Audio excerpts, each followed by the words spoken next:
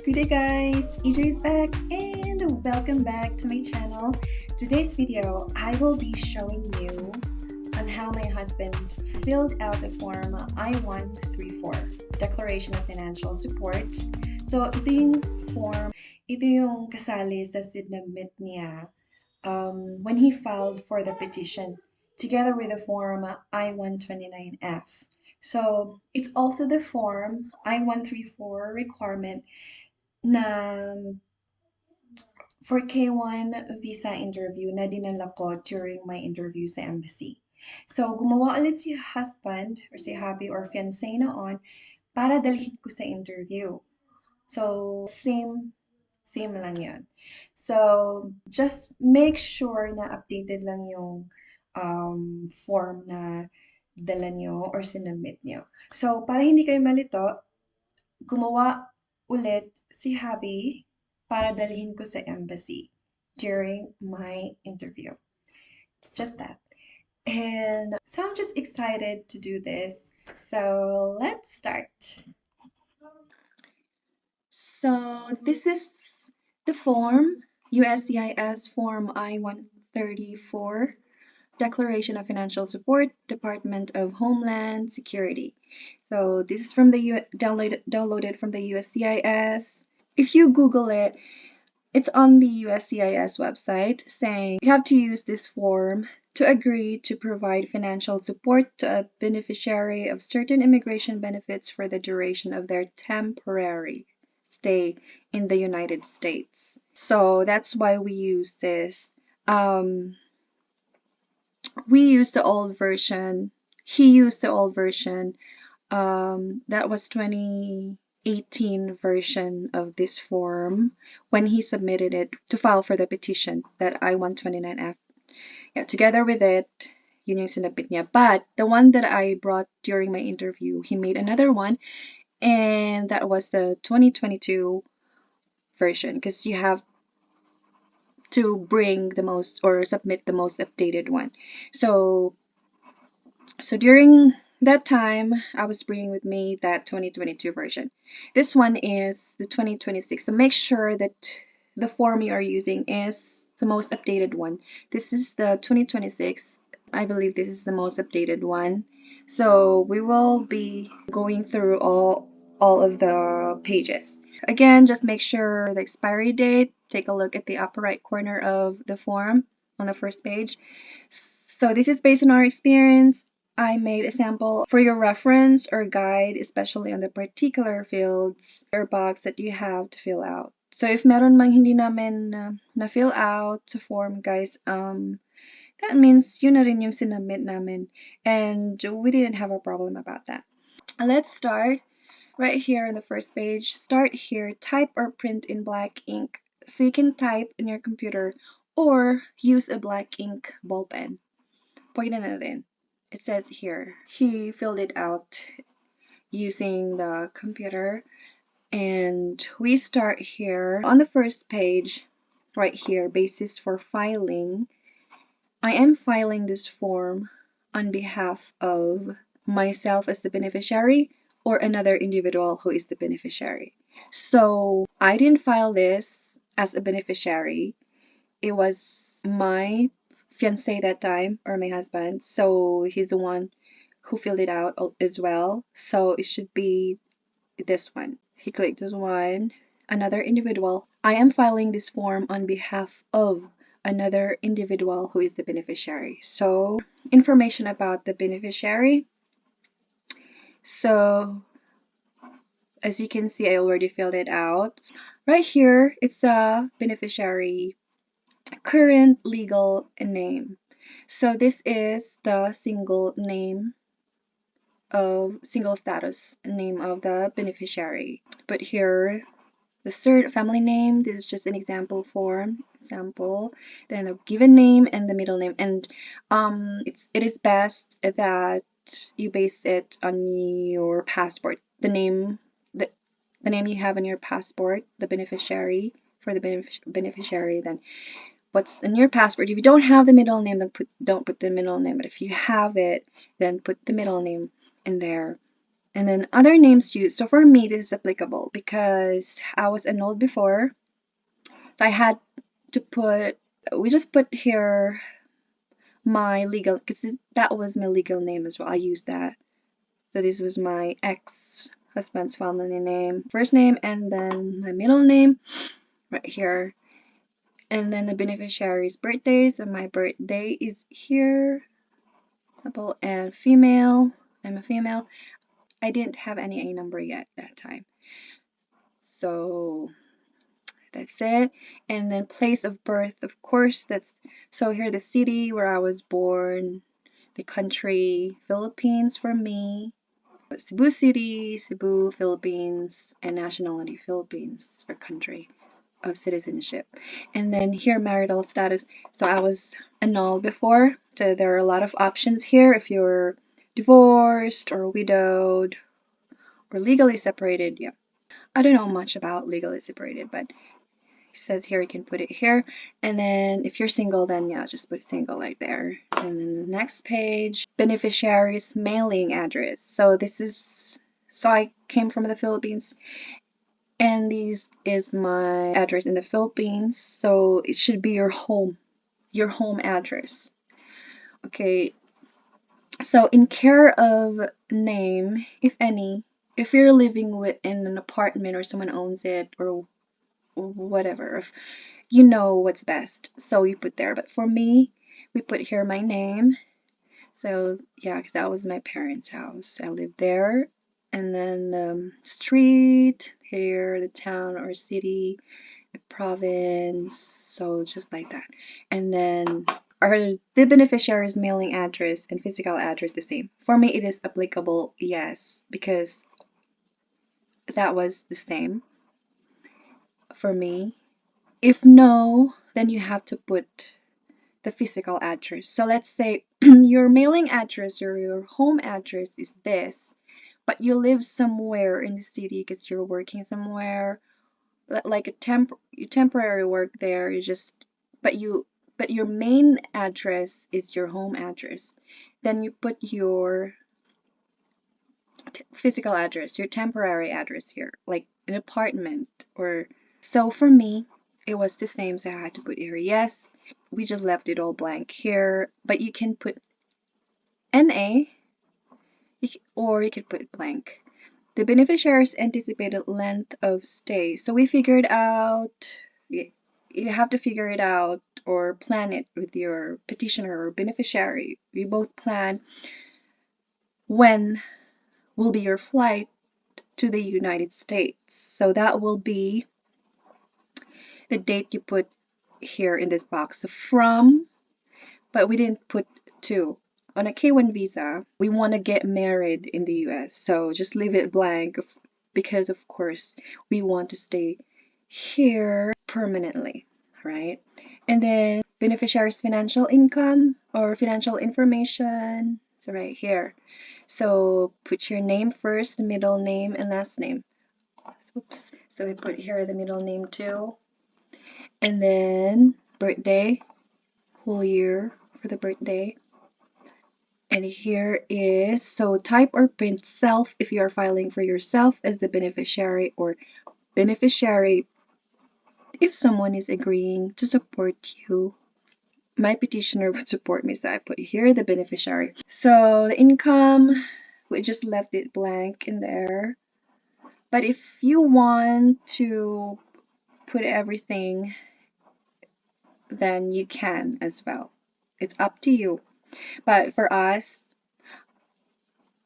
we could opt to that time, but we just left it blank here because I know that he would support me. So let's say here, does any of the beneficiary's total income including income from dependents and other individual blah blah blah activity or source, such as proceeds from illegal gambling or illegal drug or sales? Then no, I click no here. If you answered yes to item number 14, what amount of the beneficiary's total income? So I just left it blank, or you can put not applicable or any. And then information about the beneficiary, part 2. So this is the part 2. In the table below, provide the amounts of assets available to the beneficiary for the expected period. So we just left it blank. I didn't put my assets here, so we can just put NA or NA. And part 3, information about the individual agreeing to financially support the beneficiary. So if you are not the beneficiary named in part 2, complete part 3. So current legal, this is part 3. Current legal name, this is the family name of the petitioner. So this is my husband's name here. Put here the family name, given name, and then the middle name. If he doesn't have the middle name, no problem, just leave it blank. If he has, and put there the middle name. And other names used, in our case, he doesn't have other names used, so we just left it blank, or you can put NA. Current mailing address, in care of any name. Oops, it's, sorry for this, so I'll just edit it. So that's it. In care of, so we just put his name here. There we go. And then the city, so this is street, city, state, and then the zip code. So some of them, guys, they put here in the province box the state. So let's, for example, California, they put there the California, but I don't really know, because probably they put their province, I mean California as a province for them, but I'm not really sure about that. So me and my husband, we don't really do that. So, but sometimes on other forms they say province or state, but here it's okay. We just put here the state, and we just left it blank here, the province, and that is totally fine. And the country is USA. So part 3, continuation. Is your current mailing address the same to your current physical address? And for us, it's yes. It's all the same. So we don't have to answer number 5 because we didn't answer no. So just leave it blank, or you can put here NA or not applicable. And then the other information, yeah, this is the petitioner's birthday, place of birth, right here. Yeah, same here, like state or province. It says here state or province. So this is a state, because sometimes they say that state is a province. I don't know, guys. So just, we put here Michigan, and then he doesn't have an alien number at USCIS. This is US citizen. And then here is a question: what is your current immigration status? So he's a US citizen. Click that one. And then no A number, no I-134 number. Just leave it blank. And then information about the individual agreeing to financially support the beneficiary. This is a continuation. So employment status, he is full-time working or full-time employed. So there are options. Well, if you are part-time or seasonal or self-employed, click this box, tick this box. Or if you're unemployed, tick this box, or retired, but he is full-time employed, so we click this. And then if you indicate that you are employed in item 11, provide the information requested in item number 12 to 13. So right here, say I am currently employed as an. So I couldn't write in here, but you can write it with a ball pen. Whatever your position in your job or what work, put it here. And then name of employer or the company, put it here. So that's pretty obvious. And then if you're currently self-employed, then just put it here, whatever business or what what are you? What do you do if you're self-employed? And then current employer's address. So we put it here. His employer or the company, that's the same thing. Just put here the address. So street, city, state, and the zip code. And we don't put the state here. Some of the states you put it here. It depends on you. Just put the country here, USA. And here is the income. So this is, I don't have to read all this, just read it carefully. So it says like the income, or like your work income.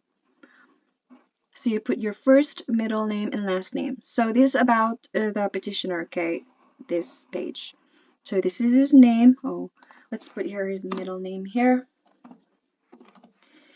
Okay, there you go. And then his date of birth, and type or print self for individual agreeing to financial support. So you put here self, because he's the one to support the beneficiary.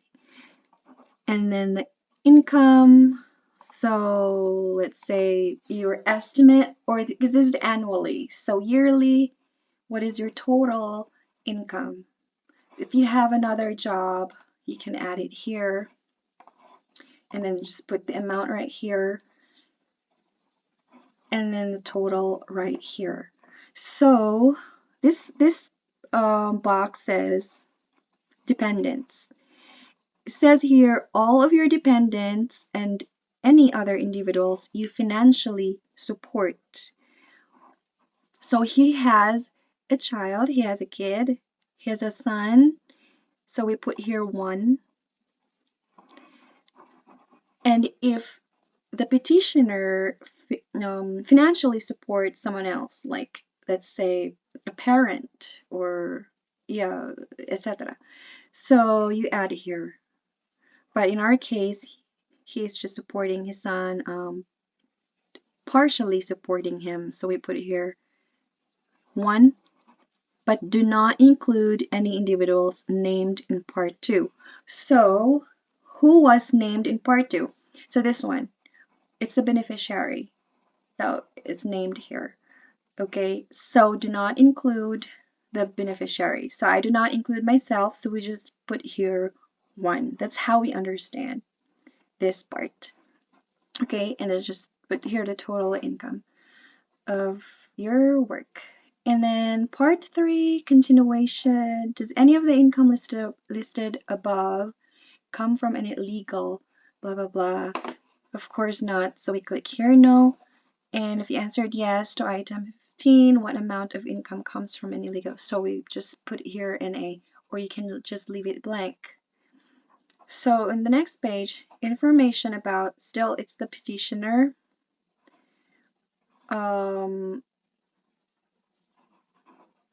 Right here. Oh, so full name of asset holder. So fill out the table below regarding the assets available to you. Do not include any assets from any individuals named in part 2. So from the beneficiary, do not put in here, just the petitioners. You might get confused. So what's this box and what's this box for? The previous box. So this is just for based on employment. If it's about the assets, information about assets that are not based on employment, you put here in item number 17. So this is the item number 17. Your assets are placed here. I mean the information. I just give you an example of this. Like, so we put the full name, the type of assets. So you can just click here and you have an option.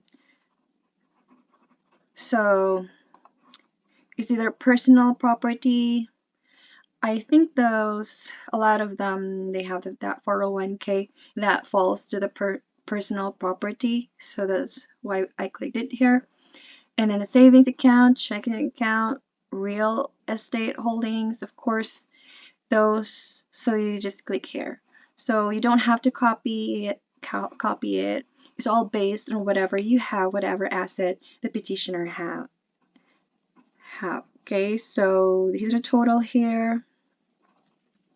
And then next is a financial responsibility for other beneficiaries. So have you previously submitted a form I-134 on behalf of a person or other than the beneficiary? So in our case, no, he didn't petition anyone else aside from me, so he ticked here no.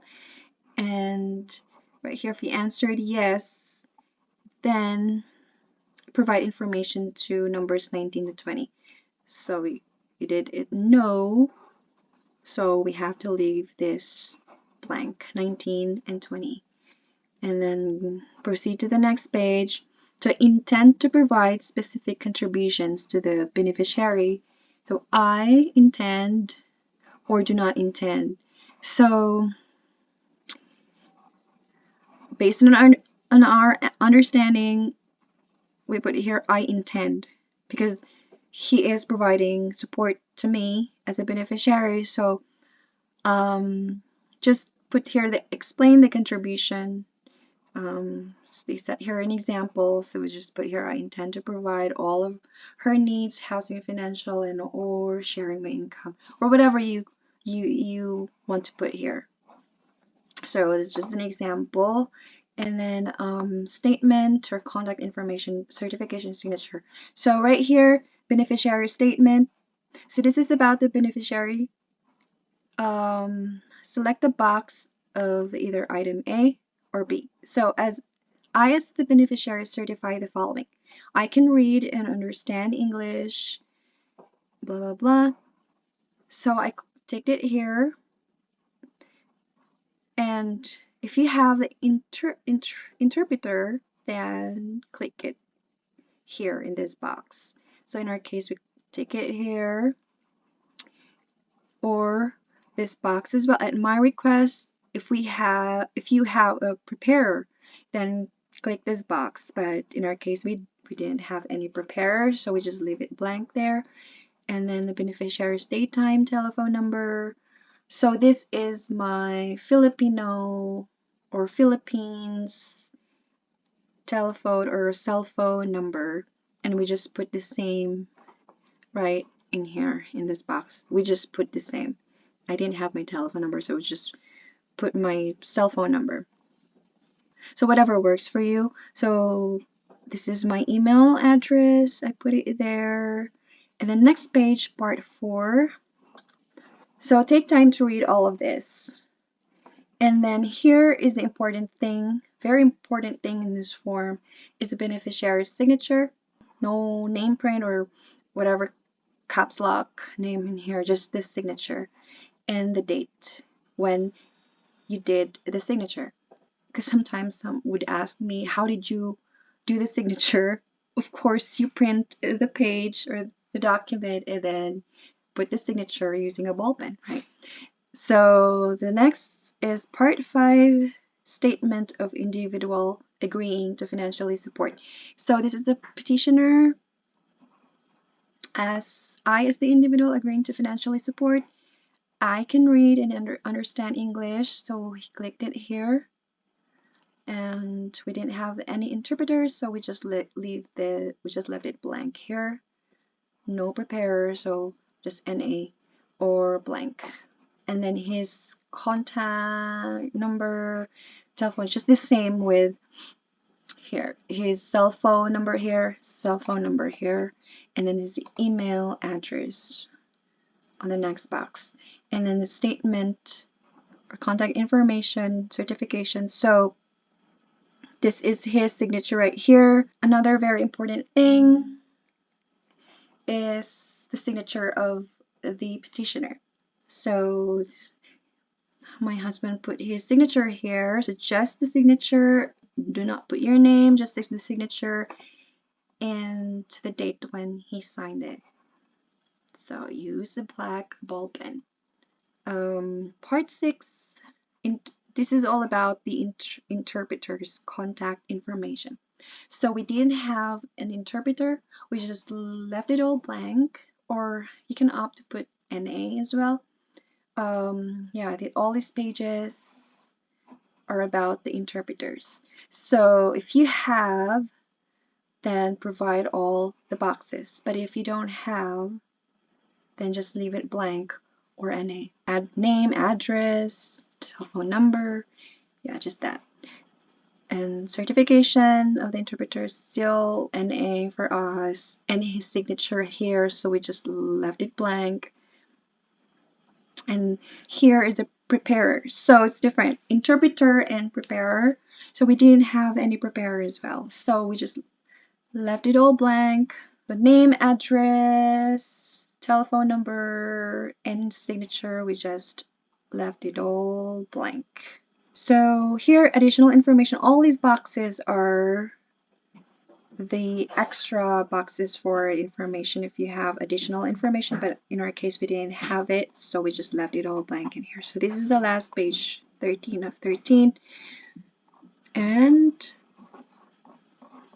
we're done right in here.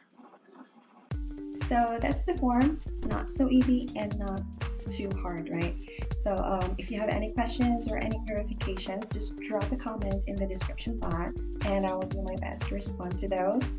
I think that's it. Thank you for listening and watching, guys. Thank you for being awesome. I hope this video helps you today. God bless. See you next time.